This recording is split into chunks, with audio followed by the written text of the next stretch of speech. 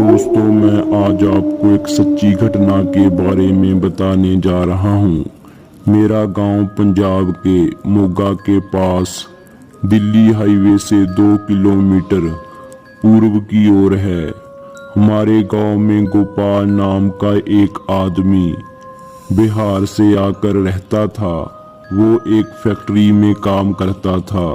जो रास्ता हमारे गांव की तरफ हाईवे से जाता है, उस पर दिन के टाइम तो गांव के लोग आते जाते रहते हैं, मगर शाम होते ही उस रास्ते पर सन्नाटा पसर जाता है, क्योंकि गांव देहात के लोग शाम होते ही अपने घरों के अंदर चले जाते हैं। इससे उल्ट शहर के लोग देर रात तक सड़कों पर घूमते रहते हैं। गांव के लोग जल्दी सो जाते हैं। एक दिन गोपाल को फैक्ट्री में ज्यादा काम की वजह से देर हो गई। जब वो फैक्ट्री से निकला, रात के 10:35 हो चुके थे। उसने बाइक निकाली और गांव की ओर चल पड़ा।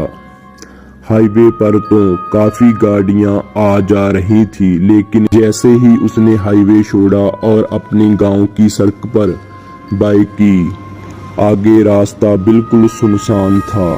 धीरे धीरे जैसे जैसे वो आगे जा रहा था, हाईवे से गाड़ियों की आवाज आनी भी बंद हो गई। अब सड़क के किनारे झाड़ियों में से रात को घूमने वाले जानवरों की तरह तरह की आवाजें आ रही थी, जिसकी वजह से गोपाल थोड़ा डर भी रहा था, क्योंकि वो रात को पहली बार इस रास्ते से गुजर रहा था। जैसे ही वो थोड़ा आगे गया, उसे एक औरत दिखाई दी जिसने लाल कपड़े पहने हुए थे।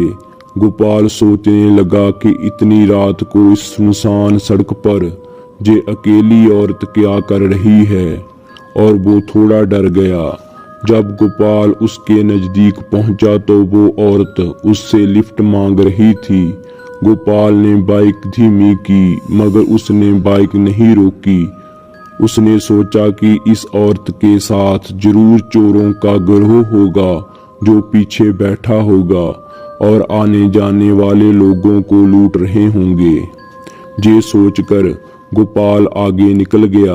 वो बाइक के शीशे से पीछे देख रहा था। वो औरत पीछे से गोपाल को घूर रही थी। गोपाल थोड़ा आगे गया, उसे पीछे से किसी मोटरसाइकिल आने की आवाज सुनाई दी।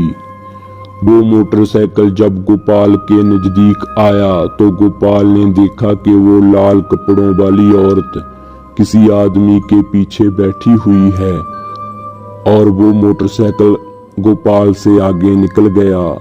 गोपाल ने देखा कि उस औरत की चुनरी मोटरसाइकिल के टायर में फंसने वाली है। गोपाल ने सोचा कि कोई हादसा ना हो जाए। गोपाल ने अपने मोटरसाइकिल की स्पीड बढ़ाई और उनके बराबर जाकर कहा, भाई साहब, पीछे बैठी लड़की की चुनरी बाइक के टायर में फंसने वाली है, उसे ठीक कर लो।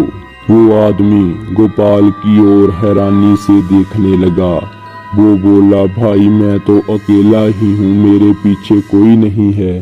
फिर जब गोपाल ने उस लड़की की ओर देखा तो गोपाल के होश उड़ गए। उस लड़की का चेहरा बहुत डरावना हो गया था। उसके हाथ पैर उल्टे थे। उसने अपने उल्टे पैर को बाइक के टायर में फंसाकर बाइक को सड़क पर उल्टा दिया, और डर के मारे गोपाल की बाइक भी फिसल गई। गोपाल और दूसरा आदमी भागने लगे और चुड़ैल भी उनके पीछे भागी। वहां से थोड़ी ही दूर हनुमान जी का मंदिर था। वो दोनों बड़ी मुश्किल से मंदिर के अंदर पहुंचे। उस मंदिर के अंदर चुड़ैल नहीं आ पा रही थी और वो मंदिर के आसपास घूम रही थी। काफी देर तक गोपाल और वो दूसरा आदमी उस चुड़ैल को देखते रहे। थोड़ी देर बाद वो चुड़ैल गायब हो गई। उन दोनों ने पूरी रात मंदिर में ही गुजारी और हनुमान जी की कृपा से वो दोनों बच गए। अगली सुबह गोपाल अपने घर गया, गांव के लोगों को सारी बात बताई। गांव वालों ने गोपाल को बताया कि आज से 10 साल पहले इसी रास्ते में एक लड़की का कत्ल हुआ था। वो लड़की दूसरे गांव की थी। उसने अपनी मर्जी से अपनी शादी कर ली थी। उसके घर वालों ने पहले हमारी गांव की सड़क पर उसके पति को मार डाला, बाद में उसे वहीं जिंदा जला दिया। उस लड़की की आत्मा उसी रास्ते में भटक रही है और अक्सर लोगों को दिखाई देती है। उसकी आत्मा के डर से ही गांव के लोगों ने हनुमान जी का मंदिर बनवाया है, जिसकी वजह से तुम लोग आज जिंदा हो। हनुमान जी की जय हो।